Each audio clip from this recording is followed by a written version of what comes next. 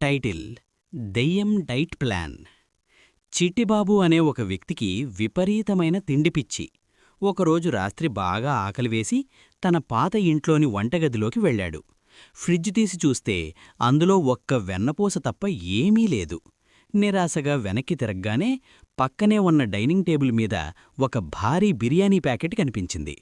చుట్టూ ఎవ్వరూ లేరు. దేవుడు పంపిన ప్రసాదం అనుకుని చిట్టిబాబు ఆ బిర్యానీని ఆరగించడం మొదలుపెట్టాడు. సగం తిన్నాక ఎదురుగా ఉన్న కుర్చీలో ఒక తెల్లటి ఆకారం ప్రత్యక్షమైంది. అది ఒక ముసలి దెయ్యం. దెయ్యం కోపంగా, "నా బిర్యానీ ఎందుకు తింటున్నావ్?" చిట్టిబాబు వణిగిపోతూ, "సారీ దెయ్యంగారు, ఆకలిసి తిన్నాను. కావాలంటే రేపు ఇంకోటి కొనిపెడపాను" అన్నాడు.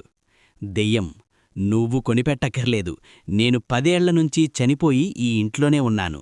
నాకు ఆకలి వెయ్యదు. కాని ఎవరైనా తింటుంటే చూసి ఆనందించడం నా సరదా. అయితే నా దగ్గర ఒక కండీషనుంది." చిట్టిబాబు, "ఏంటది?" దెయ్యం, "నేను చనిపోయేటప్పుడు చాలా లావుగా ఉండేదాన్ని.